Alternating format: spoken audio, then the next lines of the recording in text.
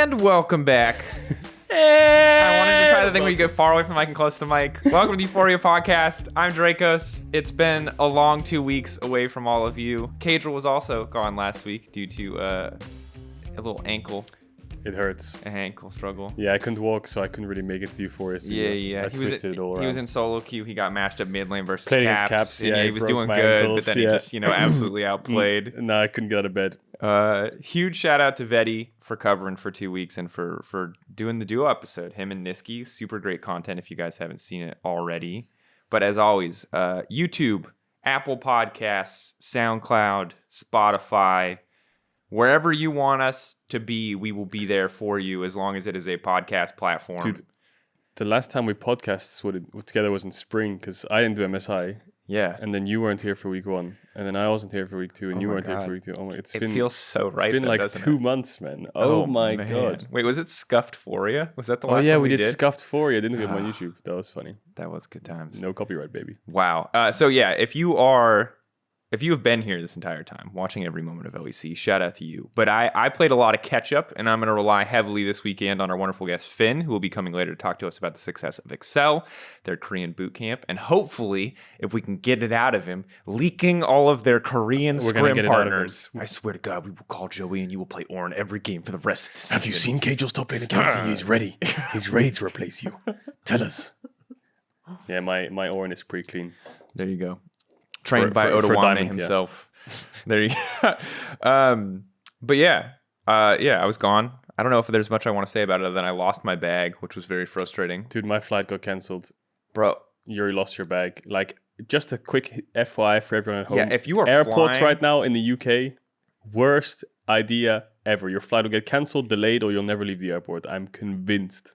My favorite part was we were on a short flight from Dublin to Manchester, which is very short, it's about an hour. And we saw them load our bags onto the plane, and then we got there, and they had lost literally everyone's bag. And we're like, how is that possible? They're like, well, we're not sure where they are. And I'm like, they're in the plane. And we're like, they're either on the plane or they're in the airport somewhere. We're like, well, they could be in Dublin. And I was like, we literally saw, unless you loaded another flight's baggage onto the plane, because it's not like they lost one bag. They lose one bag, it's like, all right, fair. They lost the entire flight's baggage. And it's like, in the chain of custody, surely this is easy. Hey, guys on the plane, did you give the guys on the ground the bags? Yes. Guys on the ground, did you take them to the baggage thing? Yes. All right. Well, then they're at the baggage thing, right? So like, they're in the airport. Like, it's a very short chain of custody. Yeah, you know what I would mean? think so, right? You would think so. Despite, I did get the bag back. Everything is good, which is good because I borrowed a bunch of show clothes to go to weddings because why buy your own suits? This is definitely a caster privilege thing, but it would have been super awkward if I had lost those suits, not just obviously for the cost, but because our stylist Marion, as nice and fantastic as she is, I'm sure would have figuratively murdered me. Dude, airlines. It's one of those things where you get back and you're like, I'm not going on a holiday for 6 months, and no one's going to stop me. Thank you. Yeah. So anyway, if you're flying, I hope that you're having better experiences than myself or Mark. But regardless of where you're going, the LEC and Euphoria will be here for you. LEC Airlines. LEC Airlines, baby. We're flying high. And I was okay. So the thing for me is like I didn't know what to expect, right, as an outsider coming in. And I tweeted this the other day, but I got here as we now get into our league discussion, and the league is wacky. Mark Lamont. The league is weird. Yeah, the league is very weird. The league is very weird. I mean, if I told you that you came back and I said, look, Astralis, right now, good team. They're tied with Fnatic, Mad, and Rogue. Yeah, the maple kind. Yeah, I would be like, wow, shit. I'd be like, damn, did Mad and Rogue get Counter-Strike teams? Is that what happened? Like, I was like, did you start casting CS? What happened to their budgets? I was like, that's crazy. What? And then what if I told you that Misfits, our third place regular team, was last place and their games were tragedies? I'm sad to say that one is more believable than the Astralis one. But here we are in wacky upside down world, and I'll say this. I really sad I didn't catch all the games live, but catching up on all the games has been nice because, one, I've been able to miss all the pause drama. Well, not so much drama as just like suffering as I witnessed on broadcast. Can skip through all of that. But it's just there's so many sick games, and the game, I don't know if it's the durability patch or what, the games feel super close this season. Like in terms of gold, it's very rare that you see a team hold on to more than like a 4K lead. I mean, you just look to last weekend where BDS beat G2. The game was really fun to watch, right? Yeah. Mad Lions are beating Fnatic, and now all of a sudden Mad Lions are strong, right? XL is number 1 in the league. BDS almost beat Fnatic on Saturday, but there was this huge Baron health regen, and then Upset stole it with, I think, the Zeri chain lightning, and then from they the couldn't base. Yeah. That game was incredibly fun to watch. Astralis were a little bit competitive against Rogue, and they're putting up a pretty good fight against these teams. So, like, I feel like if you look at last split, you look at Astralis, SK, BDS, these kind of bottom tier teams, you just rule it out. It's like, this game is pointless to watch. And then you come into this weekend, you see games like G2 BDS, Rogue Astralis. You're thinking, oh, these games are probably pointless to watch, similar to Spring. But they weren't. They were actually really, really fun to watch. I don't know what happened to BDS this weekend. They almost went 2-0 against G2 Fnatic, even though they were losing to, I think, teams like SK and stuff like this. So I don't know. I feel like there's a circle of suck going on. I haven't figured it out yet, but it's week 1, week 2 summer. Yeah. So I think G2 is in that circle of suck as well after losing to BDS, but they're obviously first place. Well, and it's still only 5 games, but it does matter in the context of a format, in the context of best of 1. But what's interesting to me is that, like, in years past, it felt like it was G2 Fnatic who were guaranteed top spots, blah, blah, blah, blah. Then that changed. Then it was G2 Fnatic, Mad Rogue who were guaranteed top spots, whether that was winning during the Mad Rogue year or, just making it to finals. And now it feels like Excel is in that mix too. And Matt, of course, dropped out for a split, but now they're back in with the addition of Niski. Shout out to Niski, last week's incredibly biased MVP. Vedi's words, not mine. He knows how it feels now to have a guest next to you. When we had it's perks really and stuff hard. like this. It's like, what do you say? Like, I'm sorry, bro, you suck. Yeah, we're not going to give it to you, actually. Because it's the tiebreaker. Peer pressure is the tiebreaker. If it's close, like, you give it to the guy in front of you, which is not good for the record. We should all be stronger, but it's hard. It's hard. One day you'll know, friends. It's ironic, though, because Vedius did come into my stream once, and he was like, we were talking about LS and stuff and Bardman. He was like, you should be more confrontational. You should just say your opinion into his face, And I was like, well, would you do? He's like, yeah, get him in the call right now. And I was trying to get him in the call. But then Vedius is sitting next to Niski. Yeah, you can have MVP. Yeah, that's fine. Yeah, good job, Vedi. It's the buff sheep versus the little tiny sheep. You know what I'm saying? Anytime you're at home, I got this. I'll take you on. This. No, I don't know if I can do that. I just think twice about that. But the point I'm trying to make is it feels like in playoffs are still a far way away. And I'm not going to say in any way that this top 6 is locked at the moment, as we do have a 4-way tie for third and obviously the 2-way tie for first place. Playoffs and the race for playoffs is going to be absolutely everything. Because the fact that BDS, SK, Misfits, yes, they're at the bottom, but can probably still be informed to take games off a decent number of teams. The fact that Vitality's already down 2-3, like, this is going to be tight playoffs race. The weirdest thing about this is there's a clear top 7. And the funniest part is, well, Astralis is ahead of Vitality right now. Yeah. I think, like, obviously, if you took the top 6 right now, Vitality wouldn't be the ones making playoffs, and Astralis would. Mm-hmm. That's the trend I wanted to track. And I think Astralis versus Vitality is now all of a sudden becoming incredibly hype. If Vitality demolish them, it becomes boring. If Astralis win, the rest of the split just becomes like a massive cluster beep. Where I think it's those two fighting each other for playoffs. If it keeps up, like you said, Rogue, Mad, Fnatic, G2, XL just feel like guaranteed teams right now. Yeah. This top 5. Yeah, and I think that it's worth talking a little bit about Astralis overall, just because I think that they are, like, to me, at least as an outside perspective, and again, because I've been away, maybe this is a bit biased on my part, because people who have watched their run maybe aren't as impressed, and they have not beaten, like a top team, right? That's the big thing. They lost to G2. Yes, they did look competitive against Rogue, but they lost to Rogue as well, and they've kind of punched down in the rest of their matches. So I think this Vitality match, this is going to be Game 3 on Saturday, is everything for deciding where we put Astralis in the grand scheme of things. That said, if you can consistently beat the teams below you, like, and that's 4 teams, you're a playoffs team. Yeah. Which for Astralis, that is the goal. That is success. And obviously for the players, they are more than welcome to have higher and bigger ambitions. But for the organization, if you get playoffs and you are salty, I am stunned, because like, this is the first season in a long time that you've invested in your roster, and I am happy with how well it's going for you. Now, it's not perfect, but I think I've been pleasantly surprised, mostly because I saw that one Pyke play, and I'm a big Pyke fan. Junghoon. Junghoon obviously, and Xerxes coming back is good because when Xerxes was in his prime in EU, he was a top 2, top 3 jungler. Now, this was many years ago. And similar to, I think, Finn on CLG, his return or his time in NA left a bad taste in a lot of people's mouth. But I'm just happy to see him doing pretty well on Astralis thus far. Yeah, who'd have thought signing, 2019 playoff Splice would maybe give you a road to playoffs 3 years later, Who'd have thunk it? Not There me, you go. huh? Not me. No, but I think the best thing about Astralis is their drafts. I don't know, their drafts are just so fun to watch. You look at the Rogue draft, they're playing like Seraphine bot with Pyke, Lilia, Yone, Ornn, That draft is just, it's really good and it's just a lot different. And they can play standard stuff as well. They played like an Orianna GP game. They played another Seraphine game earlier on. They played Veigar bot as well. So they're obviously showing that they can explore how they want to play the game, and rather than just play a meta game where everyone's playing the same meta and whoever's better at the meta wins, right? So if you can't beat them at their own meta, or you can't beat them at the meta, just play something different, right? Play something you're good at rather than everyone's good at. One of their crutches could be maybe the only AD mid they have is Yone. Yeah.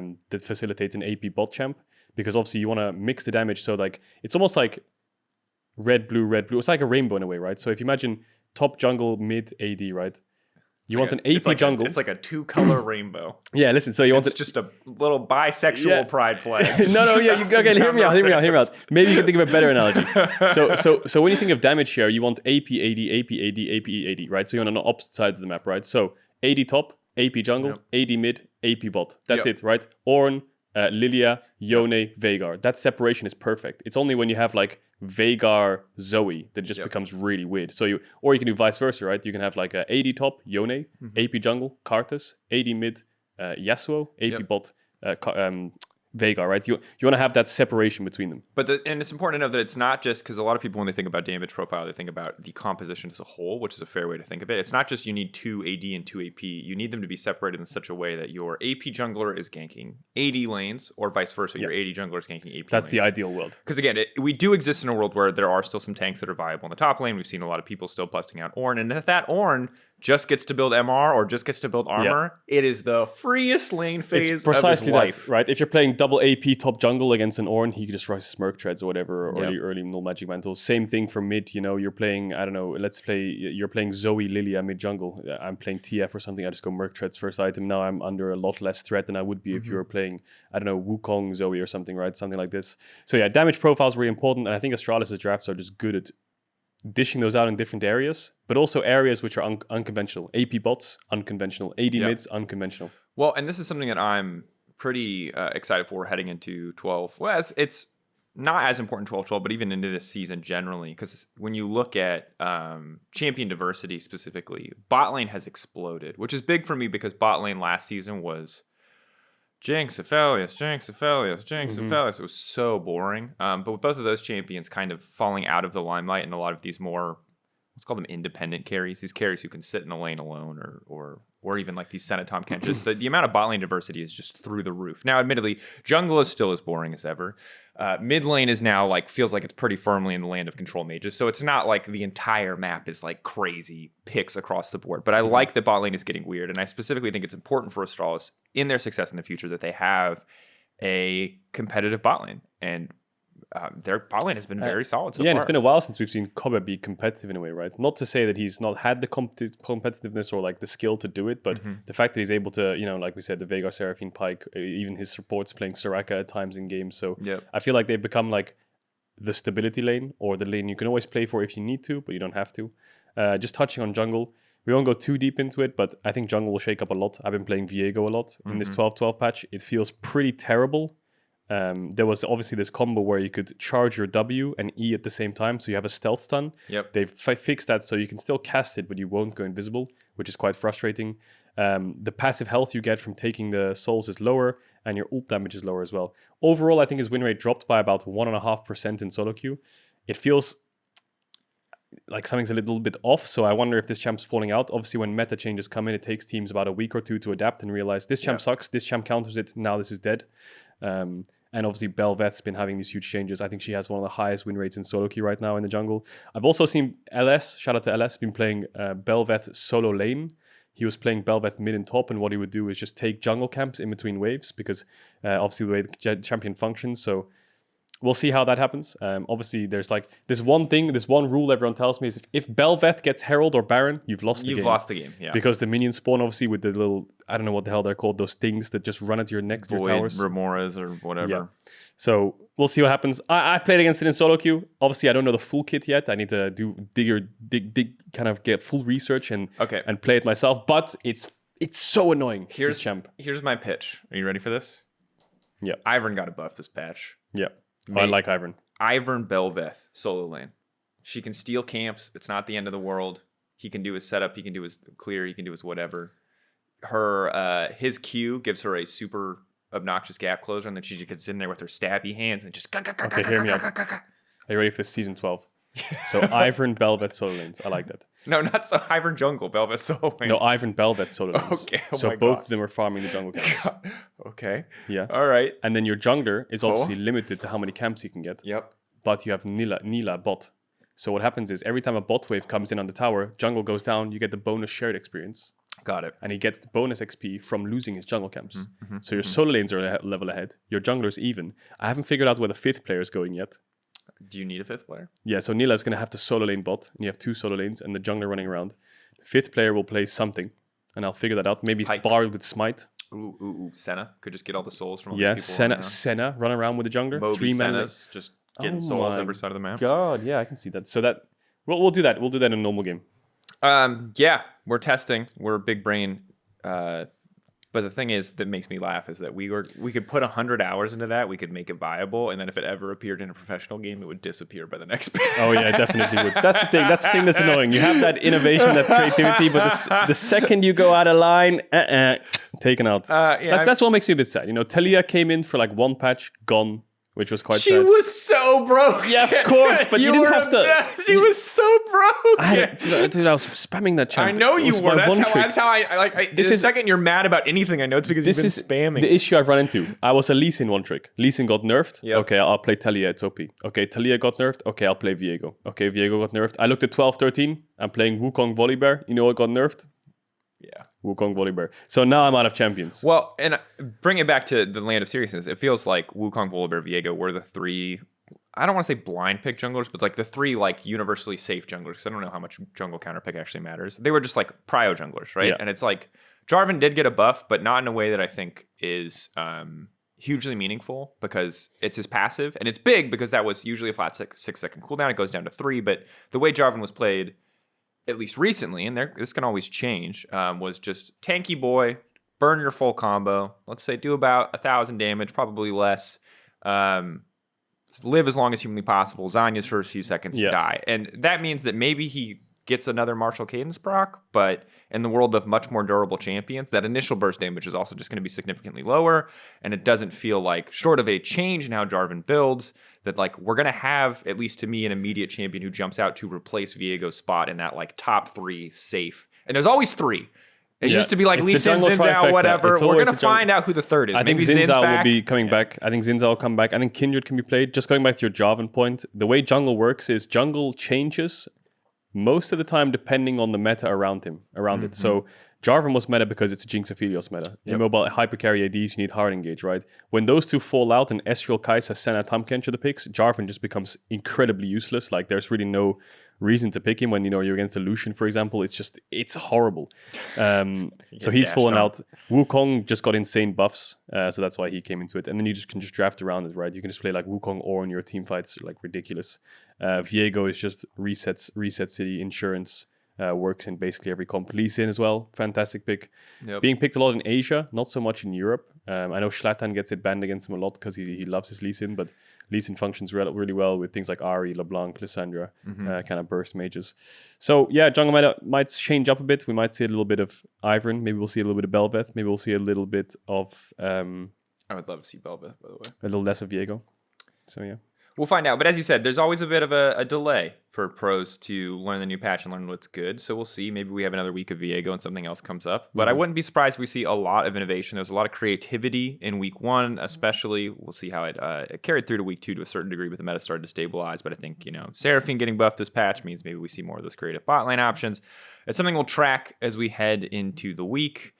I'm still laughing about the fact that Singed Mid got nerfed. I stopped playing League for 2 weeks, and just it sounds like basically since 12-10 to be honest with you, and it feels like the game is a mess. It is.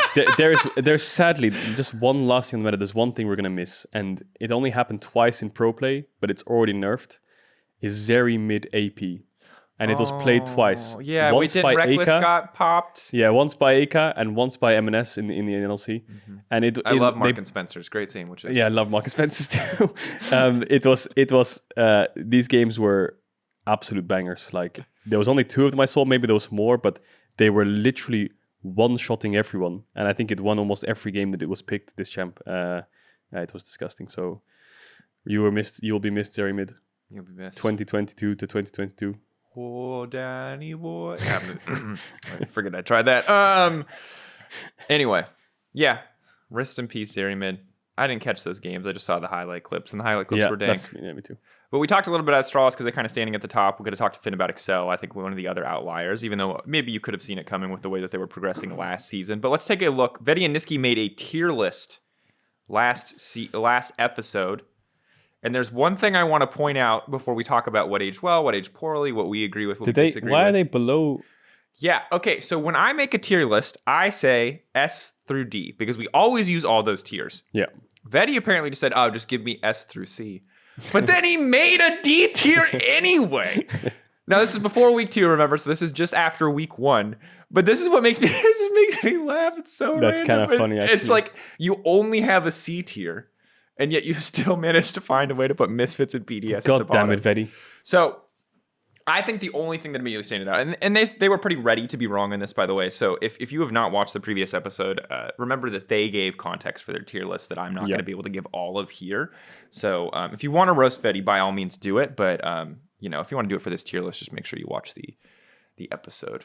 So Rogue was the one that after week 1, I think they were rightfully concerned about Rogue, but it feels like a bit of redemption here in week 2. Yeah, I think I can kind of see why they put them next to SK and C tier for week 1, because the only win Rogue had was stealing an Elder and acing Mad in a game that they had no business in winning. So they probably should have gone 0-3 that week. Damn. And then it would make sense why they would be in C tier. Have they bounced back now in week 2? The answer is, I would still say no. Even though they went 2-0, it was against Astralis and Misfits, and both games were quite competitive. The Astralis game was competitive. We remember the Younghoon Pike things. Larson was the one kind of dictating the pace of the game the whole time, right? And Rogue showing us some good comps, but I don't think it's a game of like 37 minutes where you can be happy, like we're stomping the bottom tier teams, As much as Astralis isn't a bottom tier team, at the time Misfits was. But I don't want to say they almost lost because, again, they still had control of the game from start to finish, but there was points where they could have lost simply because VTO was 120 CS up on Larson. He had like 400 CS at 32 minutes, and they had a chance to win. So I don't know who they're playing against. Rogue, I think I'm playing against XL on Friday. And SK. So it's a 1-1 schedule. The theory. XL game will tell us a lot as to where the strength is, because I don't like jumping to conclusion. As much as they're 3-2 right now, Rogue, and they're tied for 3rd, their strength of schedule has been relatively easy. And I think that the question is this for Rogue, last week, right, is because Rogue were a top 2, top 3 team in our league, is like how far away are they from that point? I think realistically with what they've shown us so far, if they keep this pace, they're a playoffs team for sure. But I don't think that that's ever the lens that Rogue fans or even we would look at Rogue based on the fact that they've kept the roster, the fact that they were so good last season. So I expect to see them step it up over the season, but I agree the skepticism is there. I'd still probably put them, giving them the benefit of the doubt in B tier, but if people wanted to hold them in C, I would also say that that's reasonable because so far it has not been clean, and that's they're winning, which is more than we could say for a lot of the teams around them in that C, D tier area, but it's not confidence inspiring. I would put them in B tier, especially for the best of 1 Kings, right? This is this was the thing that they always did good, and now that's not good, which is concerning. Maybe it means now they're best of 5 gods, best of 5 Kings, but that's not a scientific thing. They all had this hypnosis session about best of 1s are useless, best of 5s are everything, best of 1s are useless, best of 5s are everything, and they just kind of chanted it for an hour straight, and then they came and lost almost all 3 best of 1s straight away. But their week 1 schedule, Fnatic, G2 Mad, right, pretty difficult. For Rogue, not so much difficult normally in regular seasons. I think they would come out of that maybe 2-1. They only came out with 1 win. Then they beat Misfits Astralis. So it's hard to gauge really where they are because G2 demolished them. Can they beat Excel, who's also first place? Are they bouncing back? I think Odo said it'll take 4 or 5 weeks before any of these teams are even remotely in their close to their final forms or close to the expectation that we will see from them. And that's kind of why the first couple of weeks of regular seasons are very hard to judge, and it's very easy to jump to conclusions. And I feel like, you look across the pond in NA, CLG is first place. As much as I haven't been watching a lot of the games, I think a lot of people are surprised by that as well. Yeah. Now, I don't know how their strength schedule was. I don't know how their games went, but just for argument's sake, that's kind of how the first couple of weeks of splits go. Even Brox, I mentioned this about Fnatic on the desk.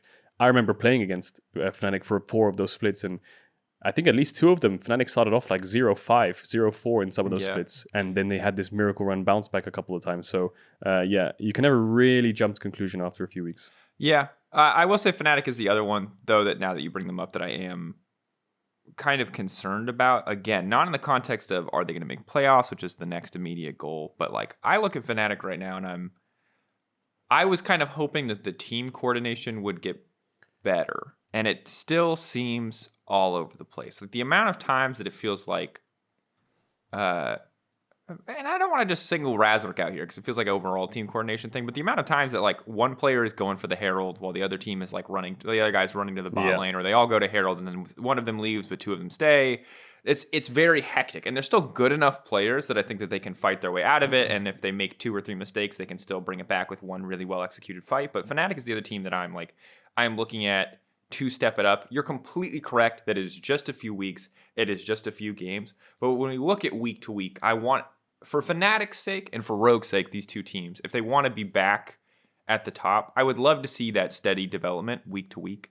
Sadly, how it often happens is they'll just, scrape through the regular season and then be a completely different team in playoffs. But I'm hoping we can track that like week to week development, because both of these teams feel like a bit of a shadow of what they were in spring. Yeah, and I mean, Fnatic are the ones who had that 54-minute game against BDS, right? It was just a slugfest of a game, which you can never really leave with your head held high, when you consider BDS a quote-unquote bottom-tier team, despite them having beat G2 the day before. Yeah. You come into that game and you go that long. You won because you stole Nash. There's nothing to really review and be happy about.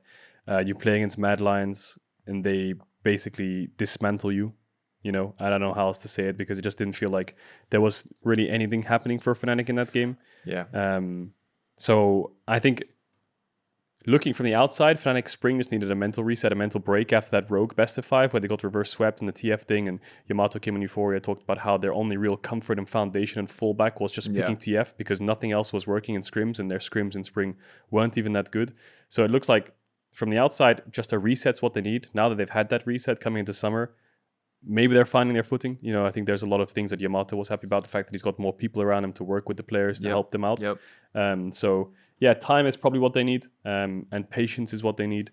But yeah, I think they have very clear issues, and I think you're right in saying it's kind of being on the same page, and that's quite difficult to fix when you have so many ideologies on how the game should be played, but aligning them is possible, and it's always possible. Yeah. And that's why oftentimes we see these big moments where teams can just explode. It's those breakthrough moments where people figure out how to make it work, or figure out that one champion that makes their team work well together, or stop scrimming in the case of Forgiven and H2K in 2016. And Albus Nox, because no one wants to scrim you just play WoW. And then you make the quarterfinals. Yeah. Hey, we take those. There's a wonder joke in there somewhere. We'll take it. The next question that we will not answer on our own is, can Excel keep their spot at the top of the table? As I think now, probably still fair to put G2 alone in S, but Excel clearly the second best team in the league. To answer that question, we're going to bring Finn onto the show. Legendary top laner. Handsome. Incredibly handsome.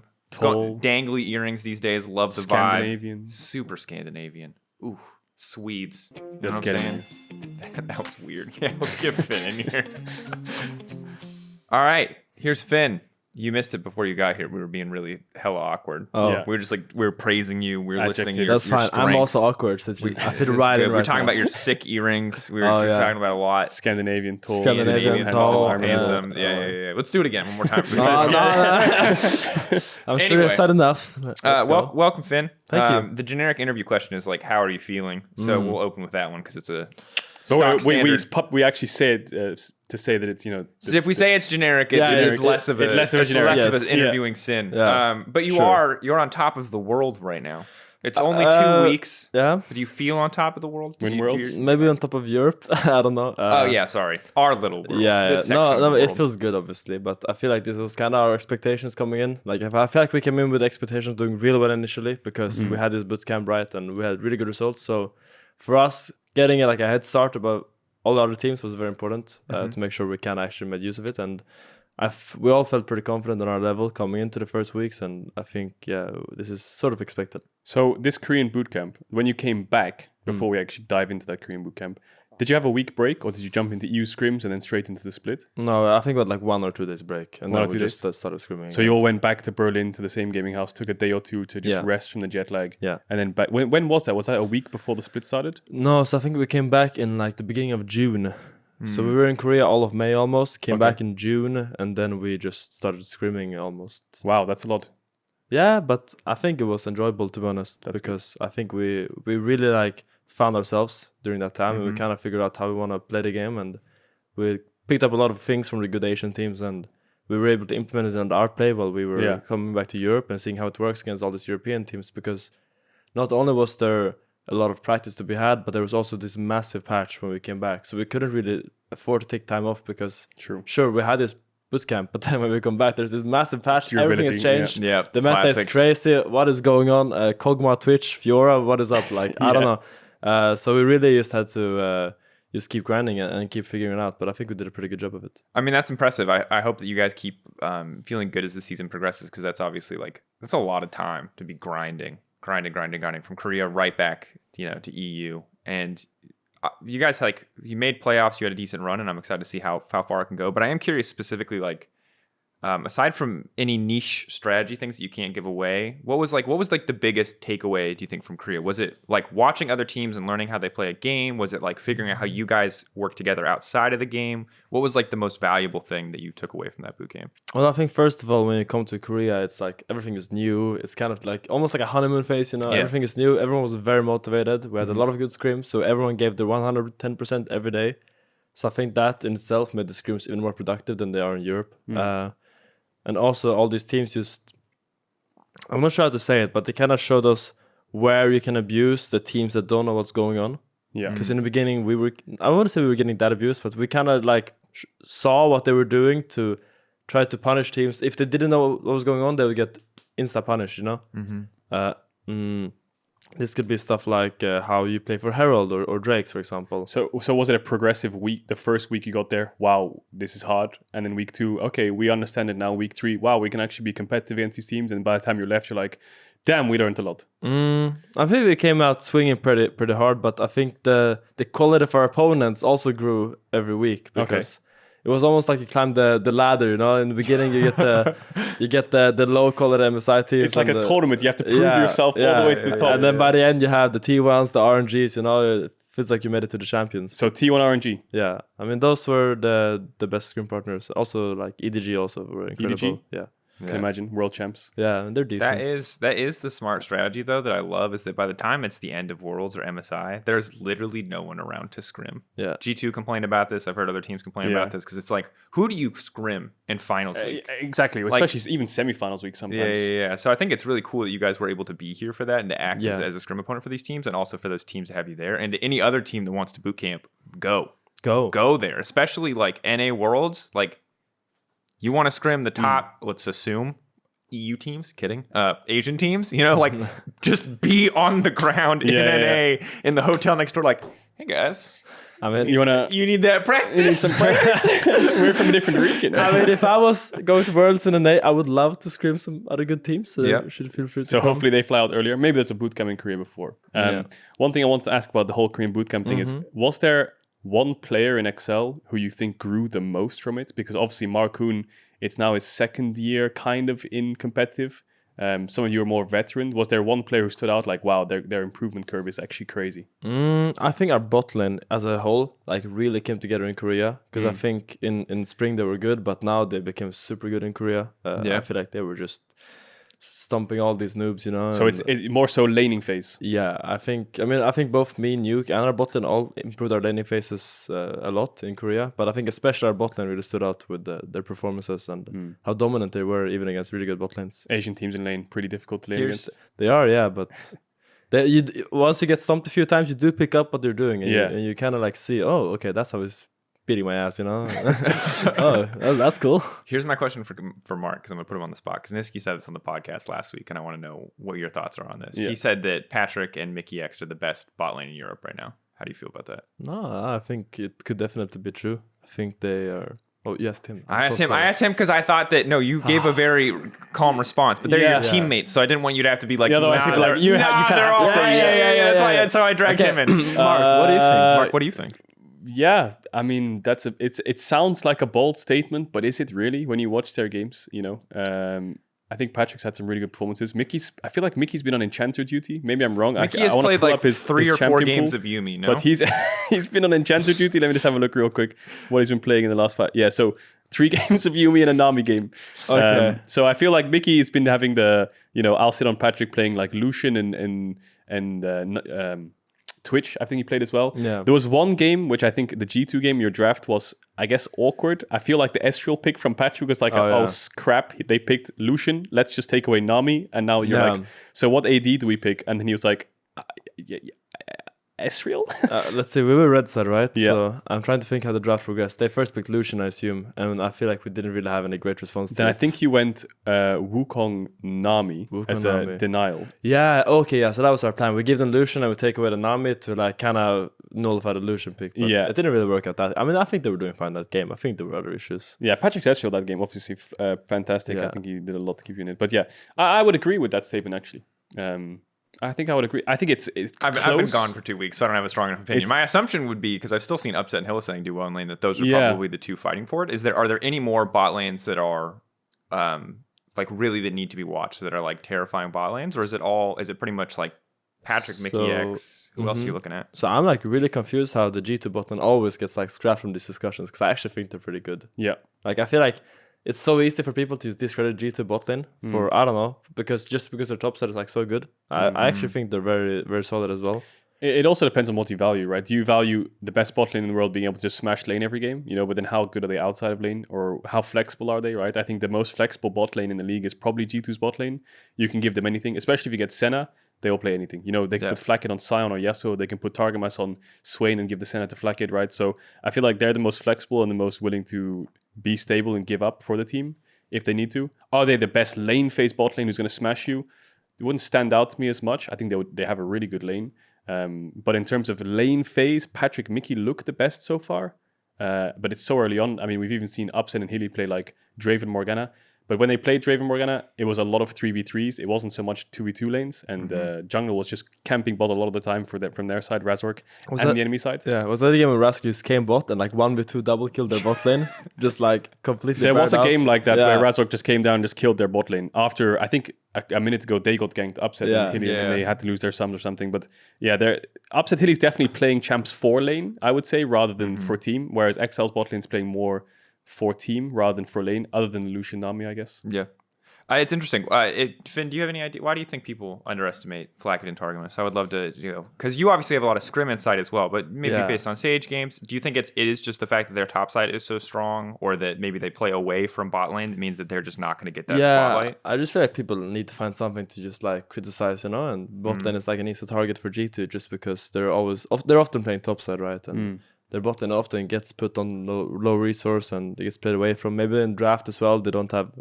Obviously, they have like 3 very vocal top side players, and maybe they don't always draft as selfishly as they should sometimes. I'm not completely sure. So when you scrim these Asian teams, their bot lanes, whether it's EDGR and GT1, whatever it may be, were they drafting so much for lane where your bot lane was either getting smashed in lane or learning a lot from lane itself? Or was it that like you're just playing your top lane and all of a sudden enemy support is top at minute 4 and you're like, how is this possible? Can we do this? Yeah, there was a lot of fighting in those scrims. I'm gonna be real. Like there was non-stop action in almost every lane, every game. So it was very volatile, the games. And productively volatile, or yeah, like this is a bloodbath? No. I think that's how we came out and learned a lot, because sure, they're just like skill checking you, but if you skill check them back, you still have to play the macro game. You can't just Interesting. completely neglect it. So there was a lot of fighting, and I think especially back then the mid lane champion pool was very like representative of that. There was a lot of the Gallios and Yep, the the Lissandras, the Aris. You just gotta get as a mid laner, you just gotta get into the fight and throw your like all your spells and try to seize some guys and just kill them. So last question for me about the Scream Bootcamp is: was there any player that stood out to you from the teams that you played against, whether it was top lane or any other role? So I really thought Zeus was a complete nutcase to play against, because I played against all these good top laners like Flandre, obviously world champ, Bin, world semi-finalist, 2020 he was insane as well. But Zeus just was like on another level. I felt like this guy, I felt like he had plot armor.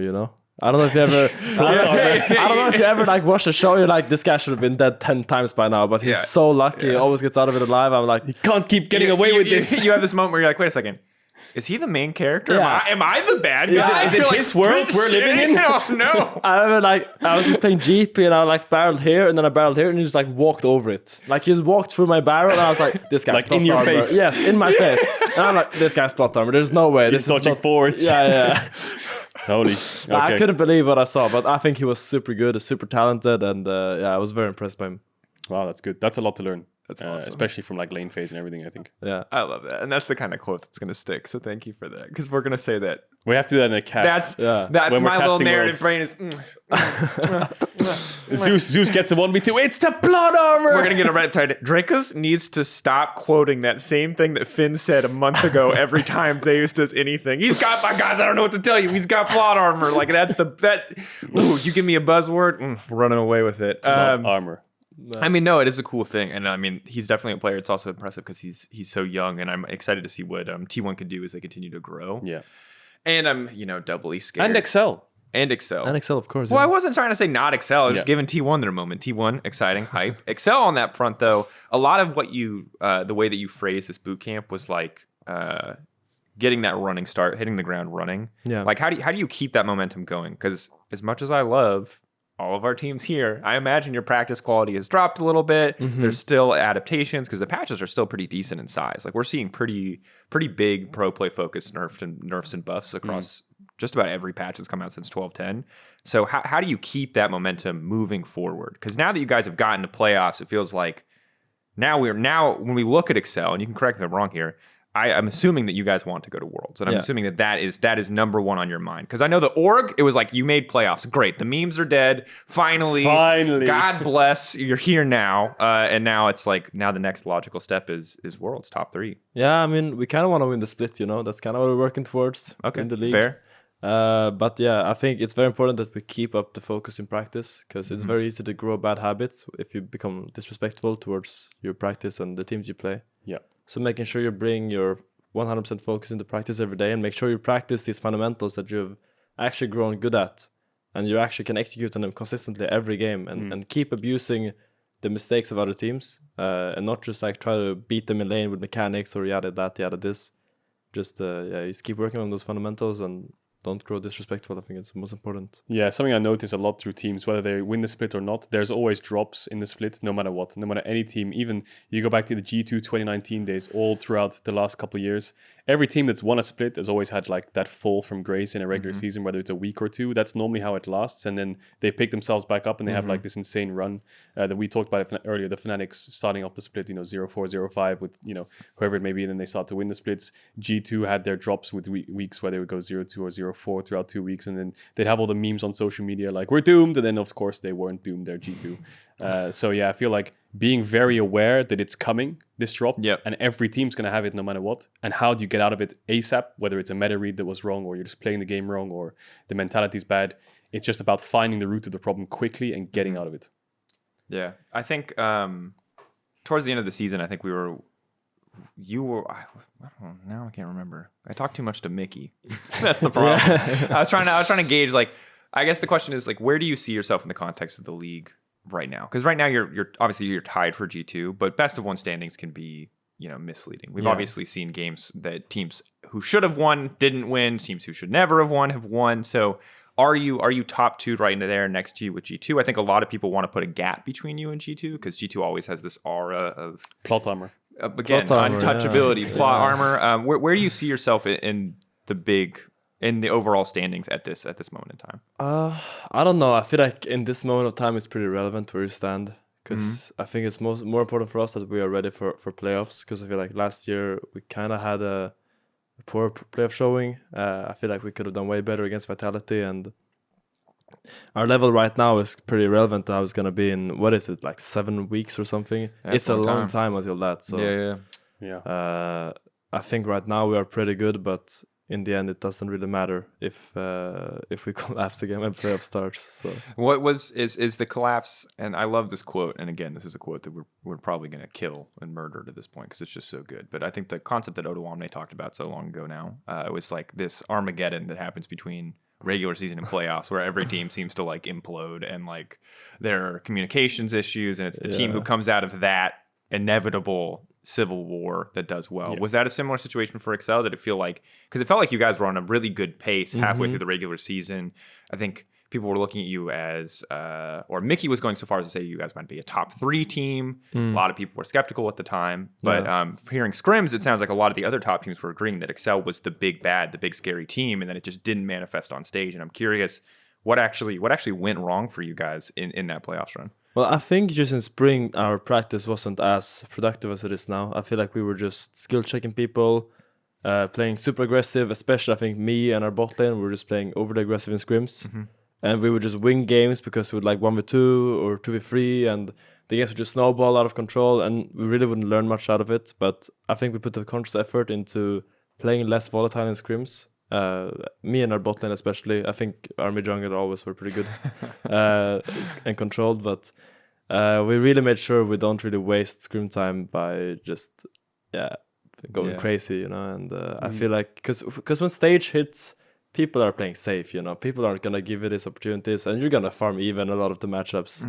The matchups aren't gonna be as swingy as they are in scrims, so having those fundamentals to fall back on once the game slows down is incredibly important, I think, when the playoff comes. Are you surprised with where you are now as a team? Just let's imagine you in January when you signed to XL. You've got Advian as support. You come in. I think your first 3 weeks you went around 2 and 4, and then Mickey comes in for week 3.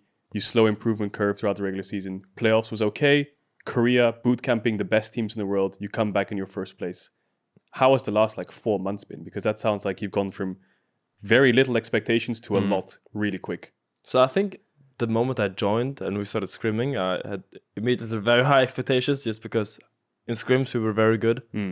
But then the first weeks came and I think we didn't really perform on stage very well, and we had some issues, and maybe that confidence left a little bit. But coming back around, I always felt like the amount of talent on the team was always very high, and I feel like we actually fit very well together as well, and we kind of knew how we wanted to cooperate and work together.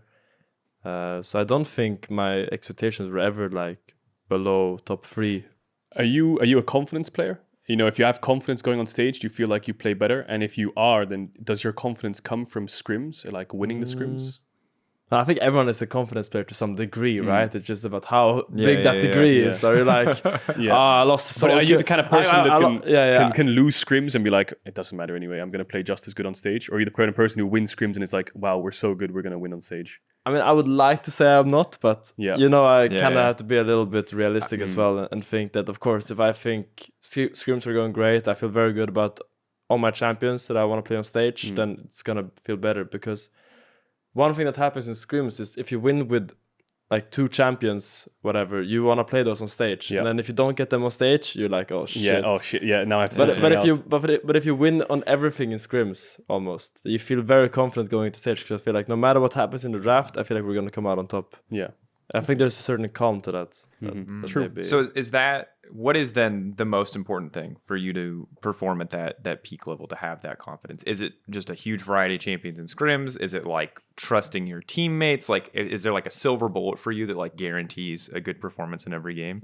Counter pick, fifth pick counter pick. R5 top. R5 Aurelia guaranteed performance. What is it? It's a hard question, right? It's pretty simple. I think it's good sleep, to be honest. I don't know. Screw the scrims and chat. Joey, pick me anything. I had 8 hours sleep sleep, baby. Like I just got this massive AC that I ordered because Berlin is so warm, and it's now so I'm gonna hot. want to every game. It's an AC. We're gonna say that on the cast. It's an XL AC are winning. gap. It's It's an an AC AC gap. gap. We've been feeling that. I like. Oh, No, but man. ironically, Dude, if it's you hot. sleep bad, you feel like the day is ruined. I It's feel true. like you can't focus the same, and I feel like if you just sleep well, you feel like no matter what gets swung at you, you're gonna be able to handle it. It's so true. The amount of scrims I've had in my pro player career where it's like one person slept bad and they just in the first game it's like, today is just the biggest waste of time, isn't it? Like, Mr. Johnny slept bad, we're screwed all day, you know? It's just, man, it's horrible.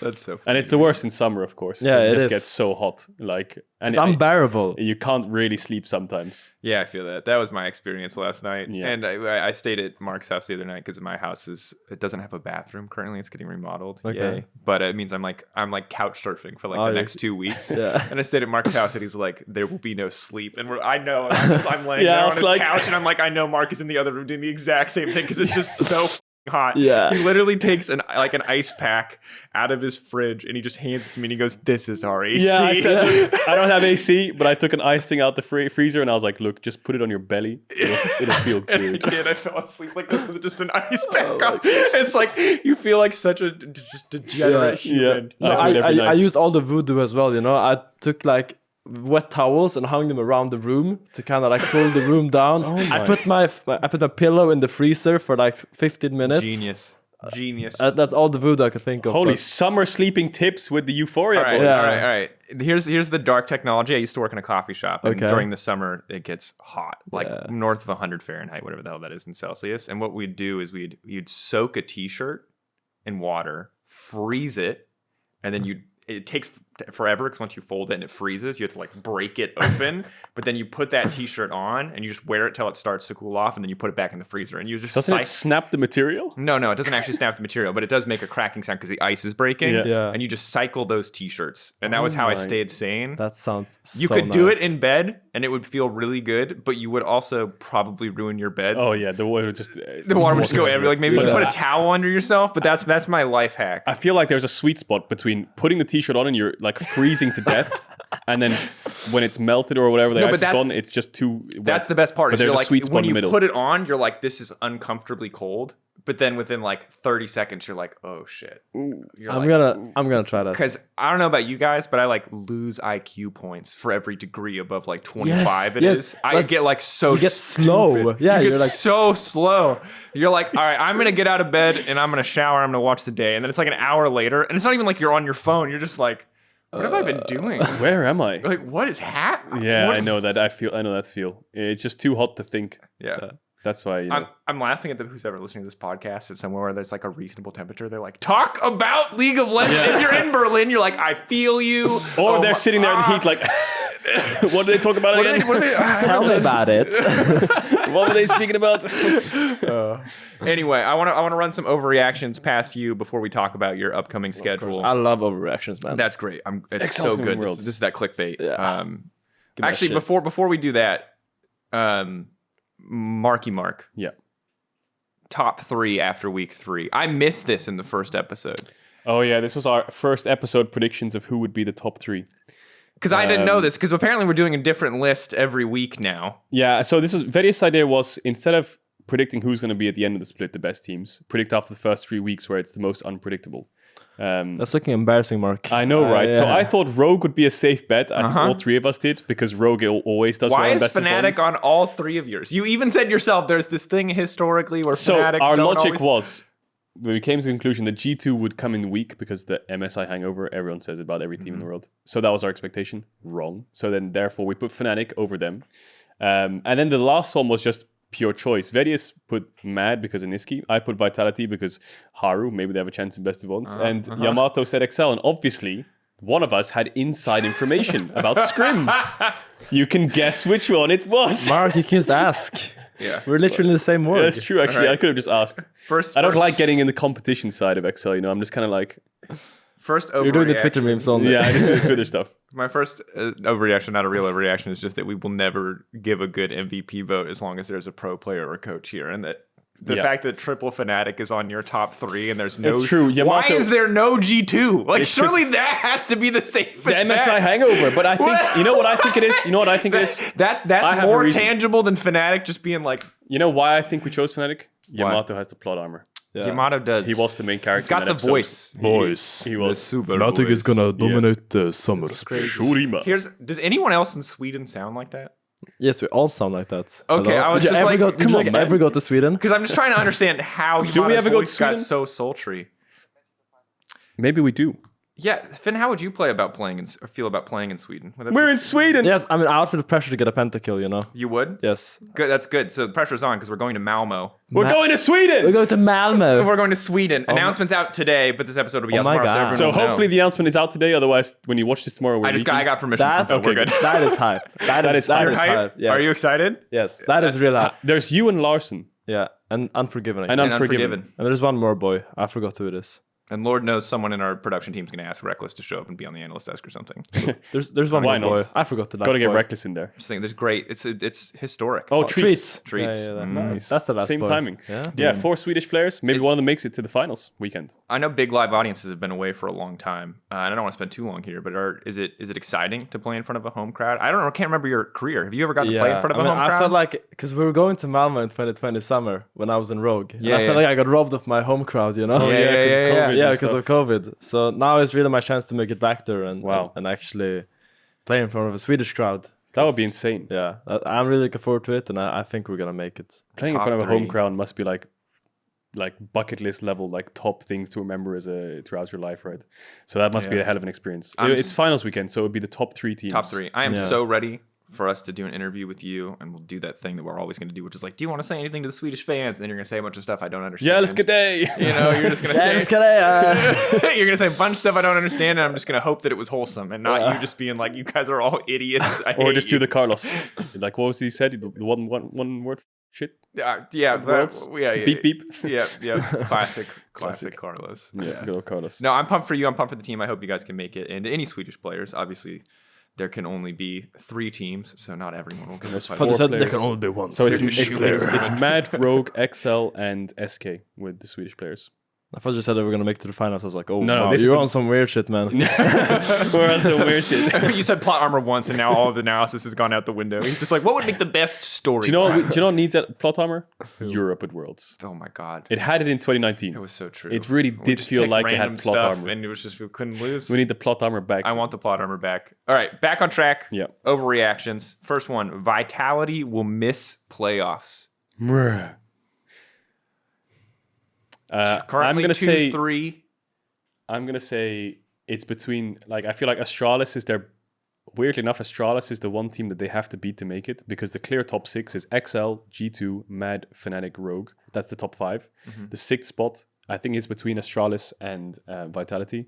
I would say, but I'm going to say Astralis is going to make it and Vitality is going to miss. You know why? Because I've said for 8 times in a row now that surely Vitality will make it. After their week 1 super week in spring, they'll be fine. After their regular season, they'll make playoffs. After their playoffs run, they should make it to top 4. After top 4 in summer, they'll be top 3 by the end of week 3. And now they're in 7th place. And they've let me down too much. This is super hard to predict, actually. I was actually thinking about it as well. Is it Astralis or Vitality? I feel like Astralis has a better chance of making it. As of now. I didn't Obviously, think you'd agree. it's week 2. It's week 2, and it's very early. But I actually think Astralis is a bit of a gem right now. I feel like they're playing very well, and they kind of figured out a style that really works for them. But it's going to be hard to keep that going for the whole of summer. So they need to show some adaptability and actually show multiple styles of play that they can actually perform at. While Vitality, they have a rough road ahead as well, but they can make it for sure. I don't know what the situation with the bow factor is, but if the bow factor comes into play, maybe I'll change my mind. But for now, I'm on the Astralis chain. What I understood is that Bo is studying English in the summer split and he might play next year, but I don't know actually. Okay. So It looks like it'll be this roster for them. All right. I mean, I don't know, to be completely honest with you. Because I think when this roster came out, the general talking points were like, this roster is going to be incredibly volatile. And while every time we talk to Perks or anyone on the team, it seems like everyone is getting along, it still feels like we've never seen a consistent level of performance. You've had those like good weeks from Vitality, and you've had those bad weeks, and obviously you had that truly abysmal best of 5 versus G2, where like they had game 3, and then it was just like I'll never forget Meg's call. Perks watches his team die.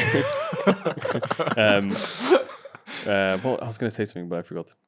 That's fine. We'll find out. But I like my next question was Astralis are going to make playoffs, but now we don't even need to say that one because it sounds like conveniently these are the two that are going neck and neck at this point in our estimation. And if Vitality are making, Oh yeah, it sounds now I like remember what I was going to say. If Vitality don't make playoffs, the best tweet is probably self-made with the Fairly Odd Parents tag. Yeah. Sure, That's definitely the beggar. yeah, I'm sure that's. I'm gonna guess that the org wishes that they could go away with that meme, but sadly, Yeah, it's gonna be a little bit more complicated than that, my friend. I think Astralis make it. If Vitality make it, great. We'll see how their playoffs run goes. But I feel like it's about time Astralis are alive. You know, how long have they been in the LEC? And I don't think they made playoffs once, have they? Nope. Not since they rebranded. Not since they rebranded from Origin. Yeah, it was really it was odd. They opted for the rebrand the year that they downgraded their roster, which was odd. If they had done it this year, But they did finish 10th as well with Upset, Alfari, Xerxes. That roster, I was playing in that split. Nuke Duck. Nuke. They finished 10th in that split. So they went. good reminder. As your teammate, and you got this grin on your face. Nuke Duck. Do you harass about them? Like, you finished 10th. I mean, I don't know if I could take advice from a 10th place mid laner, dude. Yeah. I mean, you know, they have the last place NA card, so I can never really say much. Oh, that's true. Oh, damn. That's tough. rough. Yeah, But now you've got first place EU card. Yeah. Hey. But there's still the 10th place NA card. Yeah, there's still 10th place card. Blood doesn't wash up that easily. You know how you did the two-time TCL Yeah. champion in the finals for Armut? Yeah, If he's in the finals, like, the 10th place NA top laner! When he makes like a super play in Sweden. We're in Sweden! We're Please not in don't. LA! That's Please my favorite don't. part. Oh, no. I love that call from Trevor so much because it's just so random. Yeah. It's like it's quadra kill. We're in Sweden! And it's like, you know, in his heart, he's like, I'm going to say some clever shit about like how much this must mean because we're in Sweden. But then like all that comes out of his mouth is, we're in Sweden! But it's still so iconic. It's so iconic. Legendary. I love that call. legendary. Yeah, It's legendary. I think it's my favorite moment actually in all of like EU finals. I think that's my favorite moment. You don't miss.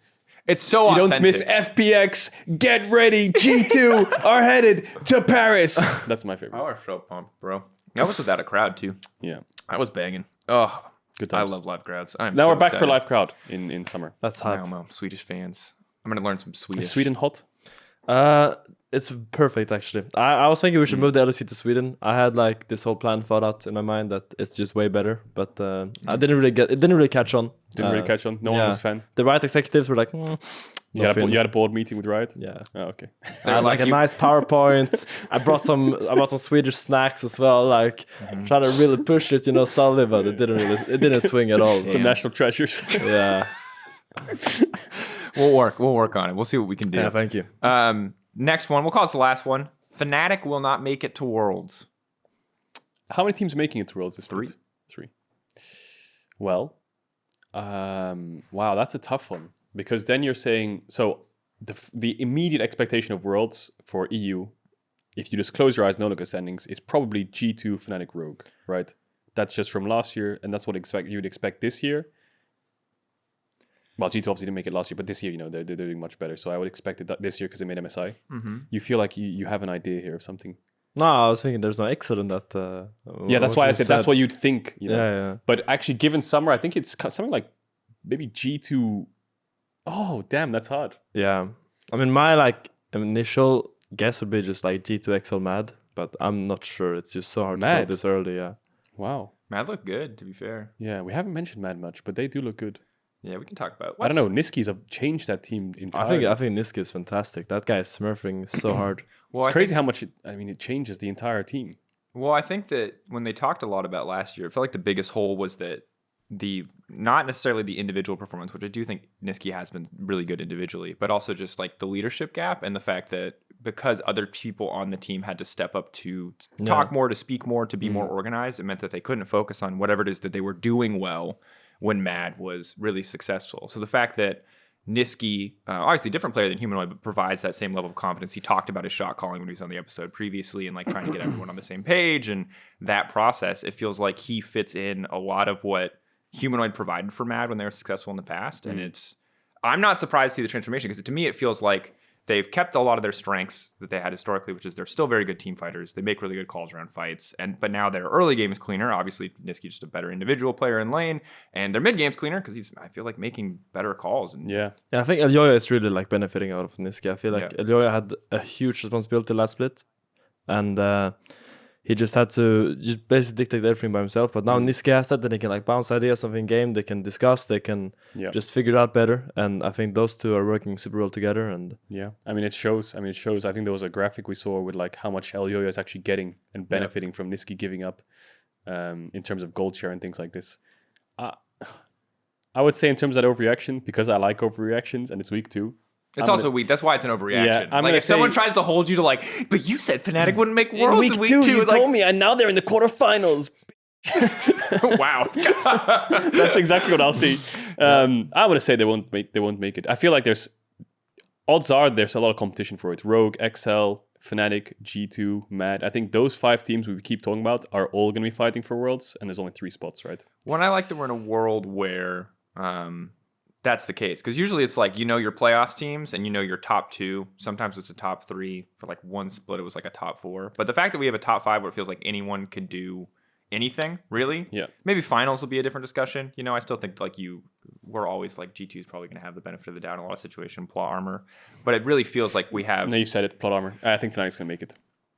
That's also true. Fnatic has plot armor. I mean, like always make it. that's the thing, right? Is I think that people just, when it comes to tense situations, people always are going to side to the G2 and Fnatic because they've just seen those teams succeed in those tense situations. But on a gameplay level, ignoring all history, just present moment, if we take the orgs behind them off, or not the nameplates off, right? It does feel like we have 5 really, really competitive teams, and I hope it stays that way for the season, because the league, as cool as it was when it was G2 and Fnatic versus like everybody else, I like that we're in a world where anyone can win, anyone can step up, because it makes all of the top games that much more exciting, personally. Yeah, agreed. I mean, yeah, we talked about it earlier, right? The BDS. Do you see that game, BDS Fnatic? against Fnatic? dude, I saw the first minutes, and then I went for a walk, and then I came back, and then it was still going, and then it was like this complete banger ending, and that game was whack. The Baron health regen. yeah, I saw that. The Seri bounce with the zappies, just stole it. Oh my Game God, of inches. Plot armor, baby. Upset. Steals the Fnatic, Baron. That was a great game, though. That was a great game to watch. It does feel like a lot of the games are a lot more competitive. Even the bottom tier teams just look competitive. Yep. I don't know if that makes me happy because we've got 9 or 10 teams that can play against each other and have a good best of 1, or if it scares me going to Worlds where I'm like, I have no idea which one of these teams are going to Worlds. Are we all good, shit? or are we all like close in skill? Is the top 5 all insane now instead of just having G2 Fnatic? And the hope is that the answer is yes, but we'll see. I'm hoping for yes too. That said, EUphoria MVP. Last week it was Nisqy. You sung his praises already. I think fair in that super week. This week, we think it's an Excel player, Finn. But the question is, and this is what you can help us decide, which Excel player is the EUphoria MVP Of week 2? I would say Mark. Thanks. Pretty. I have been trying. Marcoon. I would say Marcoon. I have my 2 seconds of moment. Not just because he won jungle like 2 games, because he won jungle 3 games. That's like that's true. He actually has the quantity and the quality. So I forgot Excel played 3-0 this weekend. Yeah. So like actually no other genre can really compare with that. And I actually think he played super well both games. Made early game planning really easy for us. Every game felt very smooth. And we were saying Marcoon before the show started. We were like Marcoon Patrick. Yeah, I so like I'm on board. I've been impressed. I think he's grown a lot, and I'm ready to see how big the Viego nerfs are, see what else there is there. But well, I'm excited. Jungle meta's gonna mix up. He picks his Volibear. I mean, he said it on the Volibear desk. is good. I play. He was like in his Dutch accent. I play my Volibear, but they need to nerf it. It's so boring. it's so boring. That's the classic pro player thing when they're on tanks. It's like it's just so boring. Yeah. All right. Easy Is call. winning boring? Marcoon MVP. If you haven't watched this play, that's probably the only reason that you could doubt that one. Drawing update. They're coming. There's a lot left to be done from last season, but we'll catch up on them. We were debating whether or not we would do them this season, and then Vedi, without either of us here, started doing the EUphoria MVPs. So we're doing them for the rest of the year. We're doing drawings. They're the winners of last splits. They were 2 tied. Apiece. Tied for MVP of EUphoria, so we put them together. So now maybe Marcoon can get enough MVP votes together to get his own cardboard cutout for 2023 spring. That's the goal. That's the karma like cut. That's when bro. you I know what made you're it. thinking. You can get rookie of the split. You get MVP. That's you pristine. Could get, yeah. Because then you're etched in eternity. It's like you'll win an award and you'll have your name there, yes. But this cutout will be behind us for an entire split of Euphoria. Every time you open up during the split, you'll see your face in a podcast that maybe we don't even talk about you. Yep. Crazy. That is crazy. And we've also got some pictures over there. The one on the right. I don't know if the camera can see it. This is mine and Drakos' first ever Euphoria episode where I was a guest in 2019. It's true. Bless you, Phil, for hanging these up. Yeah. And Back the one in on the the far day. left, Drakos is dressed as a chicken. I'm a duck. That was A for duck? the year of the duck rap. Oh. Well, Well, well, maybe now it's the year. of the Now duck. it's the duck. You're the duck, baby. It all comes Hustle and first circle, groove. full circle. Plot armor, baby. Stop. No. Plot armor is this season's narrative meme. Week 3 coming up. Big games, big cast. Finally back on the caster desk with my boy. Fnatic vs G2 is happening. The other game that truly excites me, especially with you here, Finn, is your match versus Rogue. Before we go, predictions, thoughts on Rogue as an opponent. Ooh, also narrative, revenge. Oh, narrative. Do you like the revenge angle? They sent you to NA. They sent me to NA. I sent them to rebuild next year. 10th place. Crawl back from 10th place NA. First to the LEC playoffs, then to Korea, taking down T1, and then coming back in summer. Is there any note where you like? Is there any players on that team that you still have a good relationship that you really like playing against? I hate all of them actually. Sick. Yeah, like, Perfect. Love Is there the anyone in narrative. particular that you hate the most? Is it Larson? yeah, I really hate Larson. Okay, Swedish rivalry. Yeah. Write it down. We're not casting that game. no. Malmo playoffs. Malmo playoffs. Best of 5. This is the first Yeah, teaser. yeah. I'll tell Evan. He'll And then write the it down. playoffs, we do the part 7 again. Yeah, part 7 again. Nine. Nice. Good narrative. No, good no, narrative. but it's always fun playing Rogue. Like Yeah. you're playing your old team, playing your old teammates. Always feels a little bit extra in the hot department. In the hot. So it's gonna be great. I think right now we have a pretty good chance of beating them. I think we went 0-2 last split, so you really just have to beat them, for my ego. Really good. Honestly. Is it the when you go to like shake their hands? Is it a look in the eyes, shake the hands? Like, Do you fake the that's shake right. and then dab on them? Like, Oh what's, yeah, then they go for the no. You just go through the hair. No, I can't. Maybe next that time. would be, I feel like if you won the game. If you do it before the game, I think it's fine because it's like meme. But if you do it after the game, I feel like it's just PM. Final random question: Yeah, Are you a shoes on or shoes off player? shoes on. Ooh, okay. I don't know. I never tried shoes off, so I'm not gonna knock it until I try it. But Yeah. it just feels a bit. How to say? Unsanitary. It feels like you're at home. Yeah, it feels a bit too casual, During the I'm here to do work, When I do work, I have shoes on. Like that's Yeah. just the kind of guy I am. Do you scrim with shoes on? No. Wow, very joking. He's well, here to do work. I'm noticing some inconsistencies. well, Well, this is I love that all of our analysis for this week's games is just going to be absolute garbage. We're just going to be like, ooh, is he a shoes on? Is he a shoes off player? Ooh, does he have plot armor? He looked at him in the eyes on that handshake. Oh, Swedish rivalry. What? Like we're We should actually do this on the Euphoria episode from now on. We should ask every single guest if they're a shoes on or shoes off player, so we can compile a list. get a whiteboard. Yeah. So far, it's 1-0 to Why shoes does on. anyone care though? I'm just curious. I want to know. that's Because I worrying. played with shoes off, and the benefit of playing with shoes off, it felt comfortable. The bad thing was when you had to shake hands and you had laces, you would sit there for 5 minutes. All right, that's all Yeah, right. take Well, forever. I'm gonna end it here. Yep. Uh, It's getting off the That sounds turn. so tough, man. I'm It's getting sorry. off the rails. I'm really sorry you had to go through that. I have to go shake hands alone because my whole team's already gone. Yeah. So now I have to, Rude. Because Anyway. otherwise it's like you just walk with the laces on, you trip, and then Yeah, you I become almost a meme fell over for it. once, Yeah, actually. yeah. No joke. You become an eternal meme. Well, Finn, thank you so much for being here. Yeah, Good thank luck you for in your having me. run. Excited to see the levels you guys continue. Excited to see maybe Mickey EX on more Yumi games. I've heard you guys Yeah. put him on that so he can't. Does he? Yeah, does he- it's unironically true. Yes, like you guys think we're joking, but it's like Mickey, you cannot play aggressive now, so you're on Yumi. locked in. There you go. That's all you need to do. In the meantime, we'll see you guys on Friday. Good luck in scrims. Of course, if you want to check out Mark's steadily going pro player feet only fans, which he seems to be building with his shoes question, twitch.tv/Caedrel is the place. I assume that's your motivation. I don't know why you want this checkboard. Whoa! This is going wild. That's what I thought. I didn't want to say it. Yeah, I didn't want to say it. Hang But, on. I was like, Look, man, okay, boy. you like what you like, but keep it to yourself. That's all I'm saying. Summer Mark. LEC is whack. Is that all right, dude? I get called Karen, and now I'm Look, Karen. whatever you like is Where your do you business. stream? Twitch.tv/ Do you stream? Do you stream? You streaming, boy? Excel Finn with the one, maybe. Do you stream? Occasionally, yeah, but Okay. We'll Well, to give know if you he a shout streams out and if it's you on, you have stream. to press follow. yeah, Yeah, it's true. no, it's true. Follow Finn. Follow Excel. Thanks for being here, I dude. follow Drakos as well. Where do you stream Drakos? Twitch.tv/DrakosCast. Yeah? Yeah, I've Very tuned into his rarely. streams. Last thing I did on my stream was draw the El Yo-Yo art, which I don't know if you saw it, but it's cursed as hell. Oh my god. Oh, I don't have it now. Oh, and you don't have it's so cursed because I can't draw, right? So I'm just it's Apex Pro though. That's right. He's There you go. diamond in Apex. There you go. That's not true, but you just lie for me. That's fine. It's not like they can just check, but that's fine. All right, this has been Euphoria season 10, episode 3. God, we've done this for a long time. Season 10. Yeah. Yeah, God. we call every split a season though, so it's kind of like maybe So it it's should be basically like year 5. year 5. This is still a lot. Yeah, Friday, 17:30 Central European. Whether we're summertime or regular, I assume we're summertime because it feels sure as hell like summer. Not entirely sure though. Ready check shows games. Day 1, game 3, Big Banger, Excel versus Rogue. Day 2, Fnatic versus G2. Oh my god. The hype rematch. weekend. Hype weekend. Old Kings, New Kings, Old Legacy. Kings, Yeah. New Kings. No legacies. Old Kings, No, New G2 Kings, legacy. plot armor, feet. LEC has everything. Malmo. Malmo, Sweden. We're in Sweden. With feet. With feet. All right, that's it. We're done. We're out of podcast. Cut us off, Phil. Bye. Play us out. Play us out.